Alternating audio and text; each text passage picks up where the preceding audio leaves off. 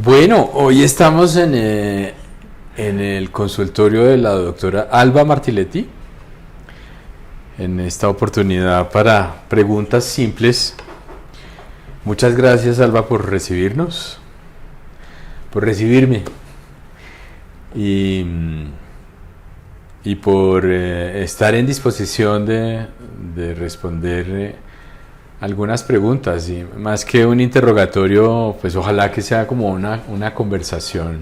Con todo el gusto, Domingo, abierta a lo que se necesite sobre el tema. Muchas gracias. Bueno, Alba Martiletti, ¿dónde nace Alba Martiletti? Yo soy argentina, nací en la ciudad de Buenos Aires, en el Gran Buenos Aires, en Avellaneda. Y comencé a estudiar medicina también en Buenos Aires, por allá en los años de 1974. O sea que ya llevo una larga experiencia como médica. Sí.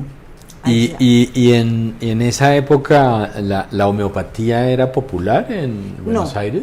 La homeopatía, bueno, en Buenos Aires la homeopatía siempre estuvo muy bien posicionada con grandes escuelas, pero en las universidades no se hablaba mucho de homeopatía.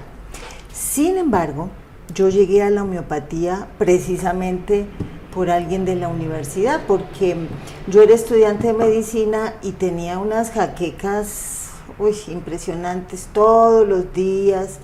Después de las 2 de la tarde, cuando llegaba de estudiar, era con dolor de cabeza, entonces era la ceremonia, pagar todo, acostarse, descansar, tomar analgésico. Y por ahí a las 5 era persona para empezar a estudiar y al otro día ir a la universidad.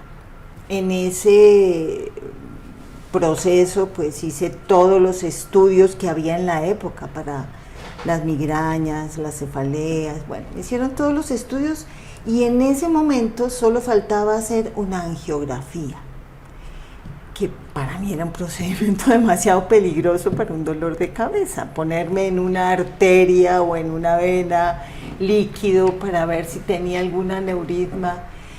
Bueno, yo como que lo dudé mucho y me dijeron, pues es lo último que falta para estudiarte, en neurología me dijeron eso. Pues en esa época no había resonancia, no había nada de eso. Y pensándolo, alguien de la universidad me dijo, oiga, ¿usted por qué no se hace ver por un médico homeópata?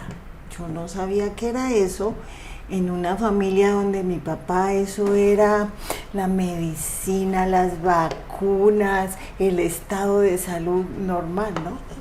Entonces yo me averigüé, me recomendaron la Asociación Médica Homeopática Argentina, yo averigüé y fui con una profesora ya de la asociación, a escondidas de mi familia, pedí la cita, fui a escondidas, me hizo una historia homeopática muy completa y me mandó un medicamento homeopático en papeletas. Recuerdo que en esa época daban monodosis que podía ser en alcoholatura, pero ella me mandó una papeleta del medicamento, disolver en agua y tomar.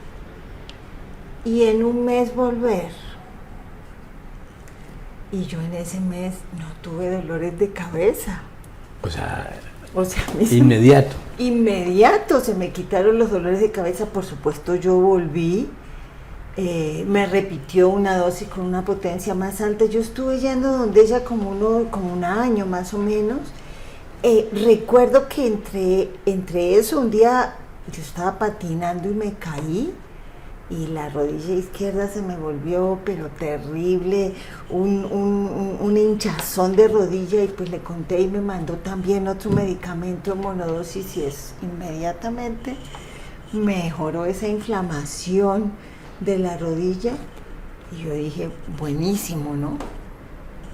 Pero hasta ahí. Hice mi tratamiento y yo me dijo, bueno, ya está y listo. Yo no quise investigar más. Hasta ahí yo me sentí muy bien y lo investigué. Sin embargo, quien hoy es mi esposo, que en ese momento era mi novio, dijo, pues esto es buenísimo. Y él fue y empezó a estudiar homeopatía mientras estábamos estudiando medicina. A mí no se me movió el interés, a él sí. Entonces él me dijo, es que esto es buenísimo. Y yo, pues no tenía tiempo sino para estudiar lo mismo. Él comenzó a estudiar, bueno, después nos graduamos, nos vinimos, él estudió aquí y después que se graduó aquí yo dije, bueno, a mí me parece que sí, que yo debo estudiar esto porque yo vi que en mí funcionó, o sea, me costó mucho hacer el clic, mucho. Y cuando lo hice, pues bueno, se me abrió el mundo por completo con relación al manejo de pacientes y de enfermedades crónicas sobre todo, pero pues agudas también. O sea, esa es como la historia. A pesar de la experiencia, a mí no se me ocurrió de entrada decir, esto que es tan bueno para mí puede ser bueno para mis pacientes o la humanidad, ¿no? Fíjate cómo fue la cosa. Tuve que demorar muchísimo tiempo. O sea, después de ¿cuánto tiempo de graduada empiezas a estudiar? Yo me gradué en el año 79 y yo empecé a estudiar en el 88, imagínate, muchísimo tiempo. Claro que pues vivíamos en provincias y el año rural y entonces era muy difícil viajar para Bogotá, que era el único sitio donde se estudiaba en ese momento en el Instituto Homeopático. De modo que lo que sí hicimos fue venirnos a vivir a Bogotá para que yo pudiera estudiar, porque pues era muy complejo. En esa época se estudiaba de noche, presencial, 3 años, las clases acababan 11 de la noche y entonces cuando mi esposo estudió aquí también, pues él contrataba un transporte que lo traía de Sogamoso, vivíamos en Sogamoso, Bogotá, estudiaba, llegaba a las 5 de la tarde para estudiar y a las 11 el señor lo devolvía, era un servicio de taxi. Oh. Y así 3 veces por semana. Entonces, pues para mí yo pensaba que era bastante incómodo hacer ese esfuerzo de trasnochar, trabajar al otro día, porque pues además era trabajando, ¿no? En esa época. Y viajando y pues Edgar llegaba a las 3 de la mañana. ¡Uy, qué fuerte! Y a las 7 a trabajar y bueno. Pero ya nos vinimos y yo empecé a estudiar aquí en lo que en esa época era el Instituto Homeopático Luis G. Páez, que pues actualmente es el Instituto Luis G. Páez, que en este momento ya no enseña. Quien enseña ahorita es la universidad, la Unipáez, ¿no es cierto? La Unipáez, perfecto. Que fue creada por el Instituto, sí. ¡Qué historia más bonita! Sí. ¡Qué historia más bonita! ¿Y cómo fue que terminó la homeopatía aquí en Colombia? ¿Cómo entró la homeopatía aquí? Uy, yo creo que fue, no sé la historia de otras alternativas. Bueno, la de terapia neural fue en el siglo XX, pero entró en 1835 aquí a Colombia por un médico que se llamaba San Miguel y Tovar, el apellido, ¿no? José Víctor San Miguel y Tovar, que él estudió en España, estudió medicina aquí y estudió farmacia en España, porque en esa época no había facultad de farmacia aquí, y los médicos tenían sus propias boticas, y él consiguió una versión del órgano. Entonces le pareció buenísimo y formó como un grupo de estudio con un hijo de él y algunos médicos que lo siguieron, y fue muy efectivo ese grupo de estudio. Hicieron experimentaciones con plantas autóctonas, fue muy linda esa época, y ese grupo fue creciendo hasta que llegó un momento que era bastante grande, y cuando entró Hahnemann todavía estaba vivo. Hahnemann falleció en 1843. O sea, se enseñaba homeopatía en España estando Hahnemann vivo. Estando Hahnemann vivo en Europa ya había, recuerda que Hahnemann, que fue el creador, digamos, de la homeopatía, tuvo un grupo también de estudio de compañeros que fueron como los de su primer llaverito, digo yo, sus primeros amigos, y ellos salieron a buscar plazas a diferentes partes de Europa y a trabajar. Entonces las llevaron a Austria, a Italia, a España, a Francia, a la India. Es un pequeño primer grupo. Después vino un segundo grupo. Cuando ya este grupo se sintió capacitado y salieron, vino un segundo grupo que él conformó, que fue el que salió, por ejemplo, Hering, que fue a Estados Unidos, que vino a las Guyanas alemanas, salieron a otras partes, a Rusia y así. Y llegó a España. Y por España llegó, por intermedio de San Miguel, llegó aquí a Colombia. Y él formó un grupo de estudio bien bonito que fue creciendo. Eso fue en 1835. Y en 1865, 30 años después, se formó una escuela de formación en homeopatía, que se llamó el Instituto Homeopático de Colombia, que tenía un programa. Espérate un momento, 1865. 65. La Universidad Nacional de Colombia. 81. 1881, o sea. Mucho antes. Mucho antes una escuela, y esa escuela tenía el programa, o sea, esa escuela se empezó a sostener por aporte de los miembros de la escuela, por edición de una revista en homeopatía, que se llamaba Homeopatía. Y porque el Instituto Homeopático de Chicago, ponle atención, el Instituto Homeopático de Chicago donó u ofreció su pensum académico. Luego el pensum que había aquí era el mismo que el del Instituto Homeopático de Chicago. Wow. Y se empieza a enseñar homeopatía en 1865. Y la legislatura acepta eso como título de médicos homeópatas, y en 1905 sale una primera legislación que dice que para ser homeópata, porque se estudiaba en el Instituto Homeopático, además había que cursar en una universidad del Estado los 3 primeros semestres de las ciencias básicas: anatomía, fisiología, patología. De medicina. De medicina. Esa reglamentación salió en 1905, entonces decía, bueno, los que se han graduado hasta aquí están graduados, pero de aquí en adelante tienen que cursar las ciencias básicas en una facultad de medicina. Entonces es cuando empieza esos convenios. Antes de esto, la Nacional saca el curso facultativo libre de homeopatía, que se dicta un semestre en la Universidad Nacional, y después como que se cerró, estaba el instituto, y comienza pues la pugna legal entre los homeópatas que ya habían salido del Instituto Homeopático de Colombia y los que, según la legislación, necesitaban cursar 3 años de medicina para estudiar homeopatía. A raíz de eso, el doctor Luis Gregorio Páez Walteros, que es el fundador del Instituto Luis G. Páez, precursor de la Unipáez, que era presidente del Instituto Homeopático de Colombia, que habían llevado trabajos a Filadelfia, a Chicago, a los congresos, dice, bueno,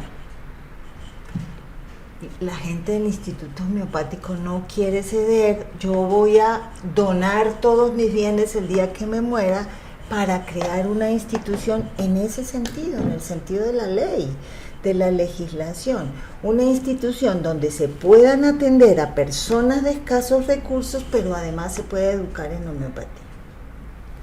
Ya. Y deja su legado. ¿Esto está escrito en alguna parte? Sí, claro, eso está escrito. Pues yo hice una revisión histórica de la educación en Colombia, mi trabajo de grado de la maestría de la Nacional, y está escrito en un libro en la Nacional, no está en el repositorio porque fue para libro, y además hay varias tesis que yo dirigí que llevan esa revisión histórica de todo el proceso de la homeopatía en Colombia y esa pugna legal. Y en el Luis G. Páez hay otra tesis de la vida de Luis G. Páez, más o menos, que que cuenta esto, pero para los fines prácticos se crea el instituto con los fondos del doctor Páez, con ese legado de crear un hospital, un sanatorio, tiene él en el testamento en esa época, y deja todo establecido, desde quién va a ser el cura que va a dirigir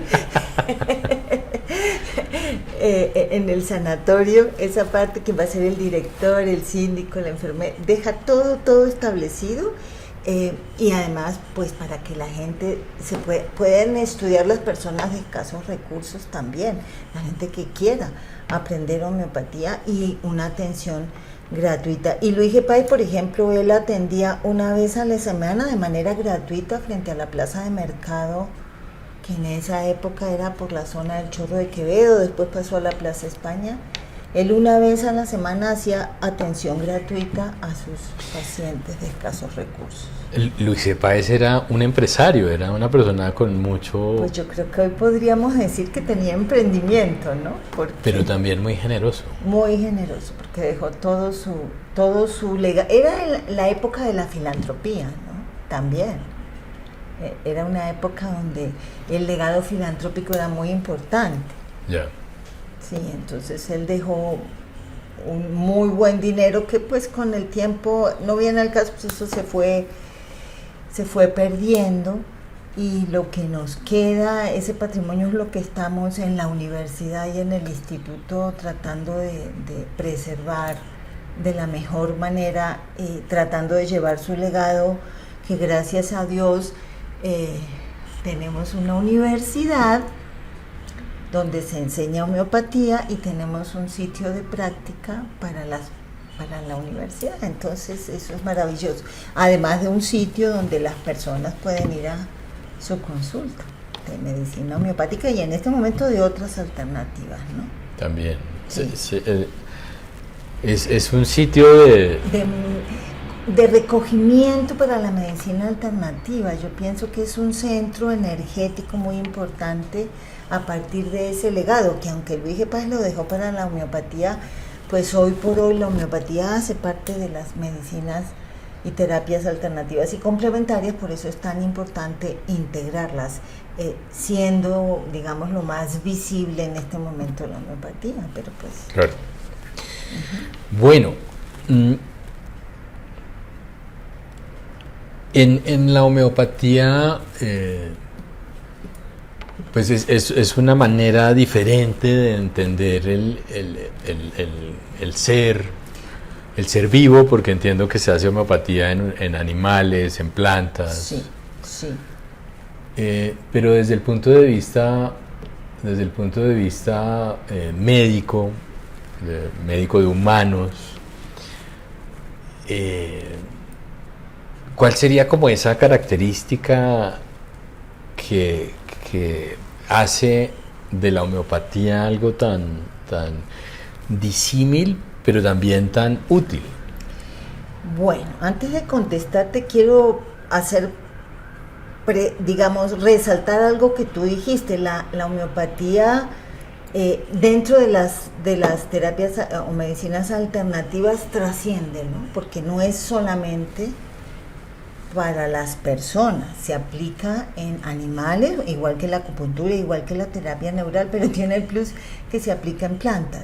Yo hasta ahora no sé, creo que no, que se aplique terapia neural en plantas o acupuntura en plantas, no tengo esa noción, pero la homeopatía sí, y ha sido muy efectiva. Entonces, estamos un paso adelante en ese sentido, somos integral a la naturaleza con una visión completa vitalista de los seres vivos del planeta, ¿cierto?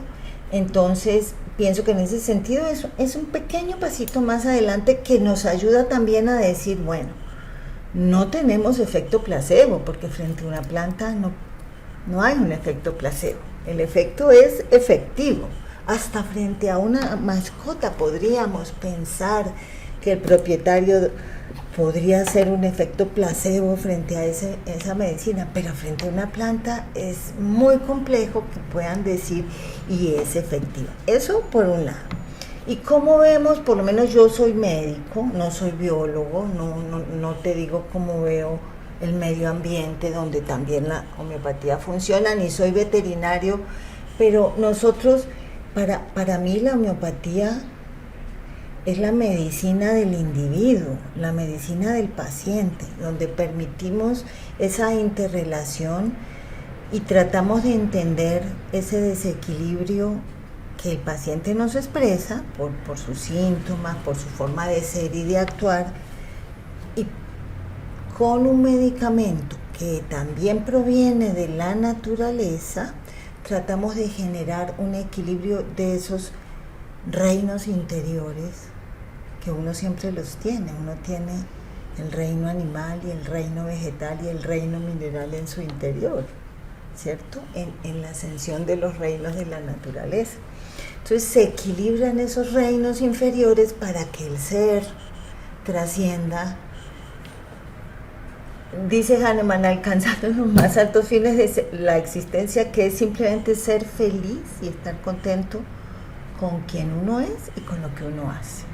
Eso es para los homeópatas alcanzar los más altos fines de la existencia, por supuesto, en un equilibrio dinámico de esa energía vital. Entonces, trascendemos un poquito más allá del dolor, de la gastritis, de la acidez o de cualquier síntoma que los pacientes nos traigan. Por supuesto, eso se equilibra, pero se equilibran los reinos inferiores que hacen parte de nuestra esencia. Y en esa ascensión de esos reinos inferiores alcanzamos la plenitud de nuestro ser, que es lo que te digo, no es irnos a meditar al Tíbet, sino ser felices con lo que tenemos, hacemos y sentimos en coherencia. Pero, es decir, un médico normalmente comienza estudiando biología y química y luego empieza a mirar las cosas en un microscopio y luego entra al anfiteatro y está el cadáver y ese es el gran punto de referencia, ¿no? Sí. En la homeopatía, ¿cuál es, digamos, qué es el cuerpo para un homeópata? Pues el cuerpo es un equilibrio dinámico, energético, fisiológico, que trasciende la fisiología. Obviamente esa energía vital es la conexión entre el alma y uno, ¿no? Es como el aura, ahora podríamos decir que es el aura, ¿sí? Mucha gente habla del aura, de los centros energéticos. Digamos que el medicamento homeopático, que yo te puedo decir que hay acercamientos de cómo funciona, y eso sí podríamos pensar que la ciencia todavía no ha avanzado lo suficiente para entender cómo funciona. Hay modelos explicativos, pero no hay algo exacto que nos diga esto funciona de esta manera. Me imagino que en las otras medicinas alternativas sucede algo muy parecido. Hay muchas formas de explicar el suceso que cuando uno toma el medicamento. Entonces tenemos formas de acercamiento por la epigenética, por la memoria del agua, por termoluminiscencia, por receptores de membrana. Hay muchas que intentan explicar, no sabemos cuál es la más efectiva, pero el medicamento funciona, y funciona a veces en muy poco tiempo. O sea, no necesitamos, a veces la gente dice, es que la homeopatía es lenta. Cuando una enfermedad es crónica y uno lleva muchos años de enfermedad, revertir el proceso puede llevar un tiempo, pero en una afección aguda uno ve que la persona empieza a mejorar en horas, 2, 3 horas. Eso para mí es poco tiempo. Entonces, cuando uno ve que en tan poco tiempo ese medicamento puede reequilibrar funciones, sabemos que va por un campo energético que no tiene unos caminos concretos como en la acupuntura. Yo digo que va por el ciberespacio. No hay un camino concreto, pero fisiológicamente empieza la reorganización, la homeostasis interna y el equilibrio individual. La medicina convencional divide los problemas en problemas físicos y problemas mentales. ¿Sí? ¿En homeopatía cómo es? Pues son los problemas de la persona. Obviamente, muchos problemas físicos se acompañan de sensaciones y emociones que uno vivencia con el problema. No es lo mismo un dolor de cabeza que yo pueda sufrir hoy, en este momento, y uno que tengas tú también en este momento.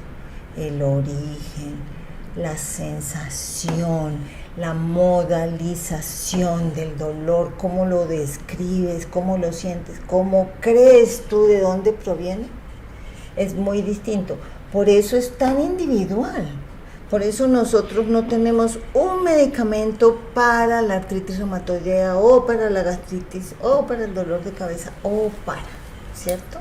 No es uno.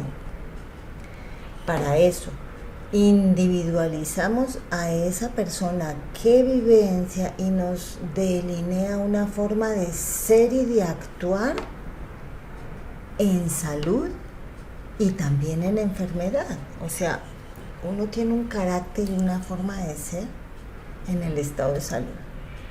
Y muchas veces esos signos se exaltan en el estado de enfermedad o se vuelven contrarios. De pronto una persona que es muy afable en un estado de enfermedad se vuelve mal geniado, no quiere, ¿sí? Entonces nosotros miramos cómo cambia esa persona su estado energético vital, ¿cierto? Y al observar cómo cambia esos signos físicos, emocionales y hasta lo que nosotros llamamos los síntomas generales, que son los que los síntomas generales vendrían a ser los que se evidencian por un equilibrio armónico de los ejes neuroendocrinos. Por ejemplo, cómo duermes, cómo es tu apetito, tus deseos de comer, tus aversiones a las cosas que no quieres comer. Eso no lo haces con los ojos o con el gusto. A veces hay personas que no quieren algo porque les recuerda algo o por el olfato, por lo que sea. Eso es todo un eje hormonal que se desequilibra frente a ciertas cosas. Entonces el sueño, en las mujeres, las menstruaciones, la libido, todas esas cosas que son armónicas o desarmónicas, si hay una estructura neuroendocrina que se puede desequilibrar y que muchas veces nos acostumbramos, ¿no? Nos acostumbramos a que no duermo tanto porque tengo mucho trabajo, no como tan bien porque, no sé, el trabajo, muchas cosas. Y entonces, ¿hasta dónde se usa homeopatía? Porque es frecuente encontrar personas que dicen, no, pues cuando yo tengo sangrado menstrual, pues a mí me dan los cólicos normales. Exacto. O me duele la cabeza lo normal. Lo normal. Como que las personas se van acostumbrando. Acostumbrando a lo que yo llamo achaques, ¿no? Sí, y eso no es normal. Eso no es normal. Como no tiene un nombre y un apellido que se llama cefalea migrañosa, jaqueca. Exacto. Entonces, no. Entonces, cuando se empieza a usar la homeopatía, ¿hasta cuándo se dice, ya no más? ¿Cuál es ese fiel que dice, esto es normal? Eso también es individual, porque cada uno pone el límite de su normalidad, ¿cierto? Claro, uno se va adaptando a las cositas que tiene. Tengo mucho trabajo, entonces duermo menos, viajo más, me canso más, hasta que llega un momento que la persona dice, pucha, pero es que yo tengo 25 años y no debería cansarme tanto, o no debería tener esto. En ese momento que la persona hace el clic, aunque no tenga una patología, ¿cierto? Una enfermedad con nombre, con código, con CIE-10, pues uno va va al médico y le dice, no me siento bien, muchas veces pasa. Y a veces llegan a mi consultorio pacientes que dicen, doctora, yo me siento mal, pero me dicen que los exámenes están bien, ¿y yo qué hago? Entonces yo les digo, pues maravilloso, que tengan los exámenes bien, eso quiere decir que es algo funcional. Es un desequilibrio que apenas está empezando, que lo podemos trabajar muy fácil, y digo que es la medicina de la persona, del individuo, porque se debe comprometer con el proceso. Yo creo que en todas las medicinas alternativas uno se debe comprometer con su proceso de salud, es decir, no llega uno a entregarle al paciente, al médico la enfermedad para que el médico le entregue una receta, tómese esto en estos horarios. Como llevar el carro al mecánico. Y hasta sí, claro, porque es que uno lleva el carro, pero es que yo le digo, esa es otra, yo le digo a mis pacientes, ¿usted cada cuánto lleva el carro a hacerle alineación y balanceo? Doctora, cada 3 meses o cada 6. Bueno, ¿y usted por qué no se hace alineación y balanceo cada 6 meses? No, mencioné lo del llevar el carro al mecánico porque muchas personas cuando llegan a la consulta es como, oiga, yo tengo un problema, yo vine donde usted, sí, ahora claro. El problema es suyo. Exacto. Yo no tengo nada que hacer. Exacto, entonces a veces a mí me dicen, bueno, ¿y usted me garantiza que con esto me voy a curar? Yo pues es que usted no es un electrodoméstico para que yo le dé garantía, yo no le puedo dar garantía. La garantía suya es cuando nace, ¿sí? Uno nace con una energía vital, con una predisposición a enfermarse, uno no se escapa de sus ancestros. Mi abuelo tuvo diabetes, mi bisabuelo tuvo diabetes, mi papá fue diabético, adivinen qué me puede pasar a mí. Eso yo no me puedo escapar, yo no soy una avestruz para meter mi cabeza. Entonces, esa parte es la parte en que la persona se tiene que comprometer. No es porque yo tomo estas goticas que entonces ya no voy a tener diabetes. Por supuesto que va a ser un equilibrio energético grandísimo, pero usted me tiene que prometer que no va a desayunar con brownie y chocolate y va a comerse a la media mañana un chocoflán y de postre una chocolatina, porque no nos vamos a poder escapar de la diabetes, ¿cierto? ¿Por qué? Porque uno tiene un código genético y una predisposición enfermante. Uno no se enferma de lo que quiere, uno se enferma de lo que puede y de las cargas que trae. Entonces, es un compromiso mutuo, pues yo hago lo mejor posible para delinear cuál es su estado de salud y enfermedad, lo mejor posible. Busco, modalizo, jerarquizo, tomo sus síntomas, lo pongo en mi base de datos, miro los niveles de evidencia, porque nosotros yo creo que tenemos bases científicas desde la época de Hahnemann. No digo desde Hahnemann, pero él usó un repertorio. Él usó un repertorio manual, que es una base de datos donde se colocan los síntomas que los pacientes describen, contrastados con medicamentos que pueden curar esos síntomas, con diferentes niveles de evidencia, que ha curado los síntomas, nivel de evidencia 3, que ha sido experimentado y reexperimentado en diferentes personas en aparente estado de salud cuando tomaron el medicamento, la sustancia, y que eso es con 2, y con 1 que ha sido experimentado alguna vez por personas en alguna experimentación. Entonces tenemos una base de datos que nos muestra con diferentes niveles de evidencia cómo ese medicamento puede curar o mejorar ese síntoma. Esa base de datos se llama repertorio, y tenemos desde antes que existiera la medicina basada en la evidencia. Buenninghausen escribió un repertorio en 1840, entonces desde esa época tenemos bases de datos con niveles de evidencia, que es lo más risueño. Y cada vez que vemos un paciente, estamos haciendo una investigación, porque estamos tratando de descubrir cuál es el medicamento más semejante para curar ese desequilibrio vital y lo aplicamos. Eso es lo que yo pongo. Usted debe quitar todos los obstáculos a la curación y entonces si tiene antecedentes de diabetes tendrá que bajar el consumo de azúcares. O sea, la homeopatía tiene su propio como eje alrededor del cual se construye, que es la fuerza vital. Sí. La energía vital. La energía vital. Así miramos la enfermedad, un desequilibrio de la energía vital. Y tiene su propia manera de construir conocimiento. Sí. O sea, no es necesariamente el método científico de René Descartes. No, pero tiene muchas cosas, muchos protocolos científicos que se han manejado desde sus inicios, ¿no?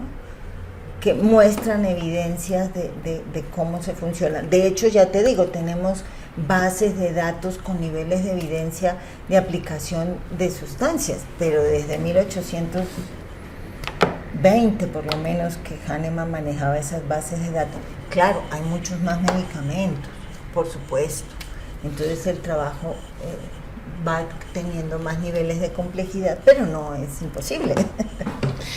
¿En qué es especialmente buena la homeopatía?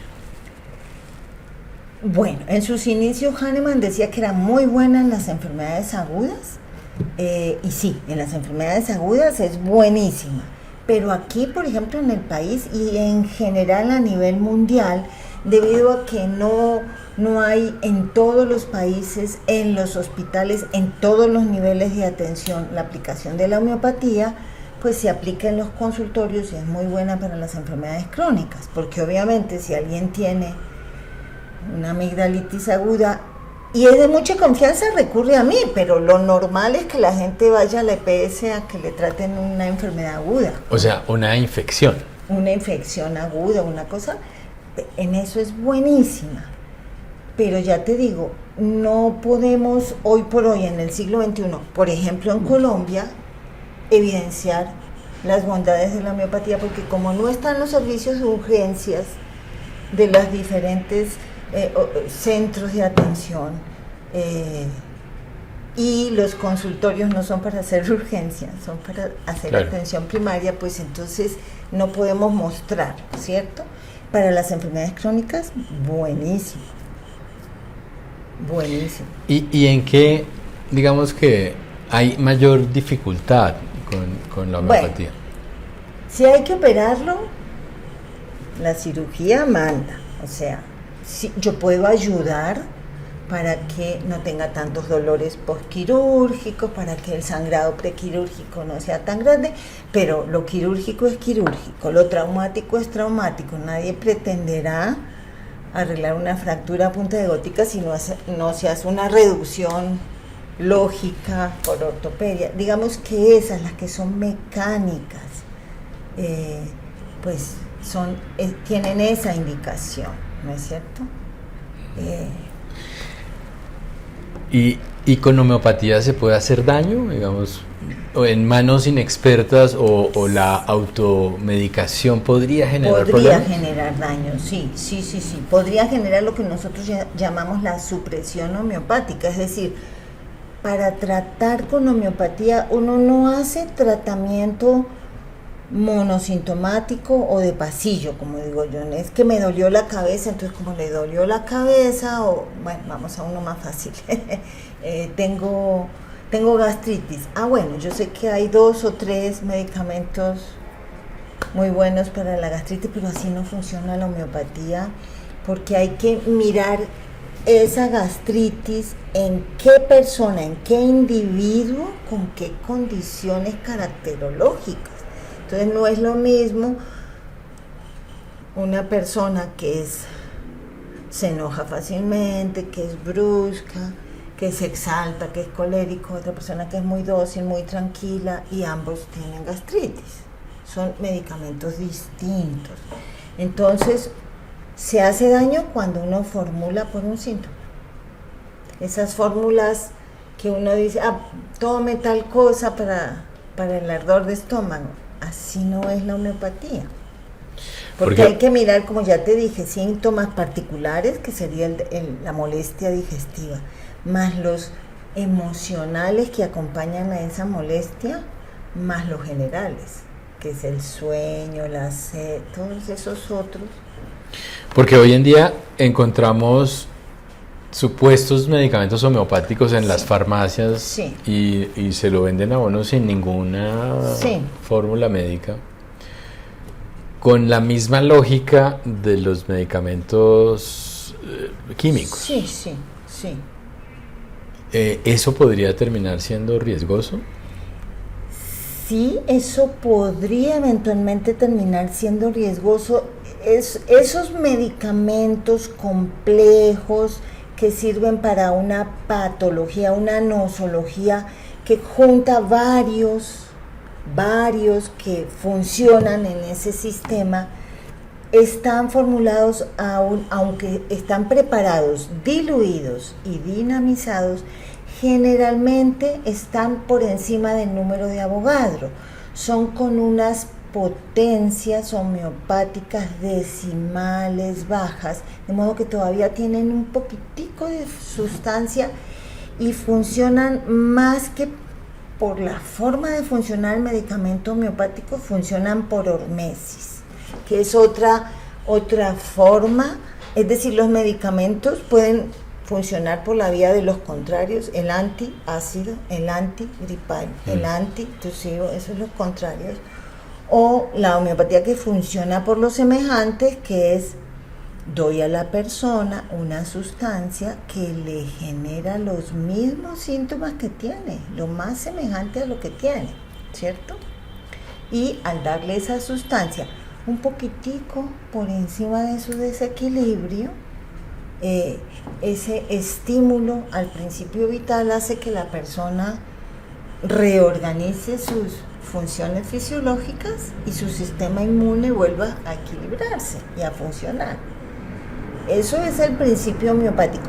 Pero en medicina convencional hoy por hoy funcionan las nanopartículas, es decir, por hormesis, lo que podría ser muy fuerte y muy tóxico, en pequeñas dosis estimula las funciones en vez de inhibirlas.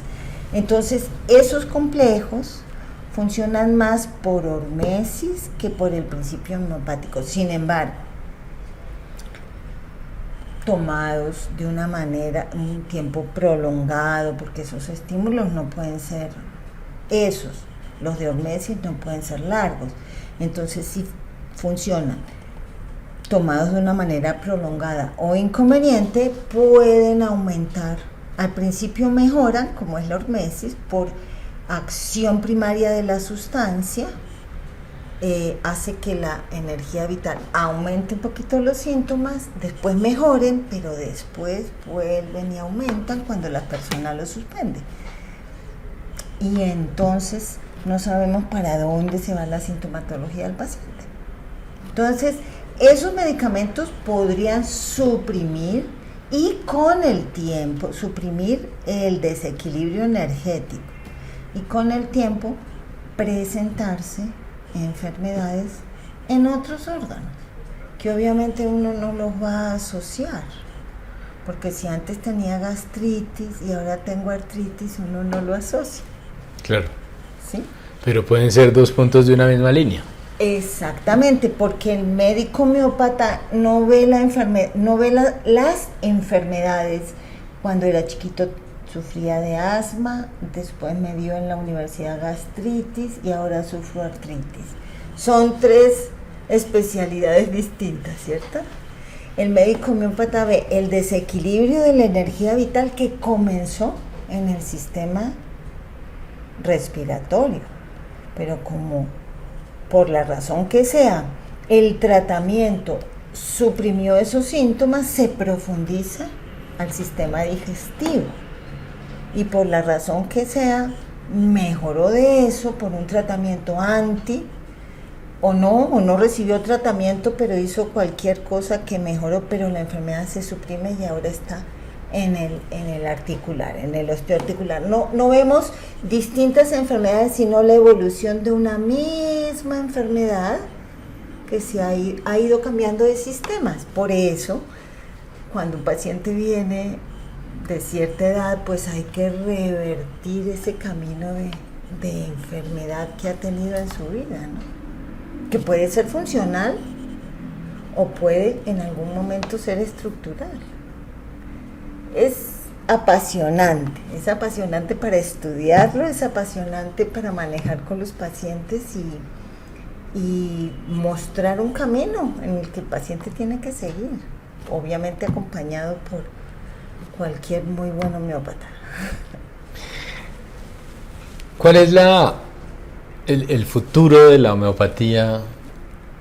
Digamos, tú que vienes siguiendo esa vida, transitando ese camino durante un tiempo importante, ¿cuál es la tendencia? ¿Para dónde va esto? Yo creo que la tendencia es la apertura, ¿no? En este momento, en un mundo muy complejo, donde el entretejido de la complejidad es importantísimo, las tendencias naturalistas están en auge en este momento y ya el planeta se dio cuenta que no avanzamos si no empezamos a ver cómo podemos ayudar a la naturaleza a sobrevivir en el planeta, la vis medicatrix natura y la nuestra también, ¿no? Ya nos estamos dando cuenta que hay muchas cosas que nos afectan. Entonces yo veo que va muy bien, que podría ir mucho mejor si nos abren las puertas que ya se comenzaron a abrir en educación, en atención primaria en salud. Ojalá nos abran las puertas en atención primaria para poder mostrar. Ojalá se abran mucho más las puertas en los hospitales para poder incursionar en los diferentes niveles. En otros países, por ejemplo en Brasil, están todos los niveles de salud, terciario, secundario y primario. Sería muy interesante ver cómo funcionan las alternativas en una unidad de cuidado intensivo, en hospitalización y no solamente en la consulta externa como lo vemos. Sería muy lindo el diálogo de saberes, interespecialidades, que uno lo empieza a ver en algunos sitios, lo empieza a ver en algunos hospitales donde hay médicos alternativos, en algunos sitios donde también contratan, pero pues estos son pasitos, apenas los primeros pasitos, ¿no? Yo pienso que vamos abriendo el camino. Sería mucho más lindo si se abriera más rápido, pero bueno, ahí lo vamos abriendo, que es lo importante. Las cosas y sobre todo te quiero decir, estamos validados por la sociedad. Si los pacientes no buscan a los alternativos, nosotros no existimos. Existimos claro, porque nos buscan.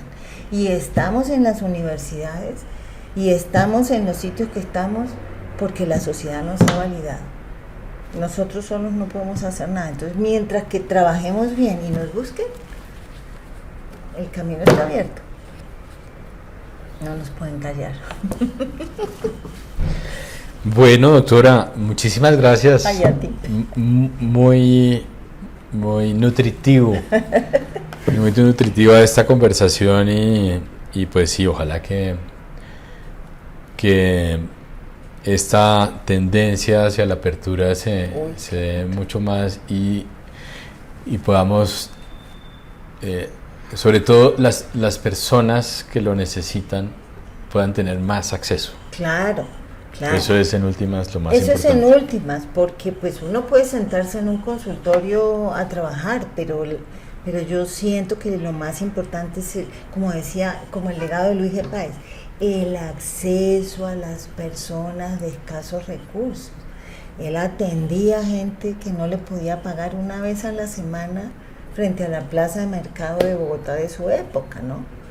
Y atendía y regalaba el medicamento, es decir, trataba de hacer un poquitico de filantropía. Pues digamos que hoy por hoy la filantropía es acerquémonos, tratemos de hacer atención primaria, mostremos que esto es bueno. Y de otra parte, la Organización Mundial de la Salud lo tiene en sus declaraciones, que las alternativas son un súper recurso natural, además que nos lleva, Por ejemplo, la homeopatía sí que nos lleva a una sola salud, una sola medicina, incursionando en el agro, incursionando en el agro, pues animal y vegetal, ¿cierto? Incursionando en la salud humana. Eso es buenísimo, pero pues para allá vamos. Bueno, de nuevo muchas gracias. Okay.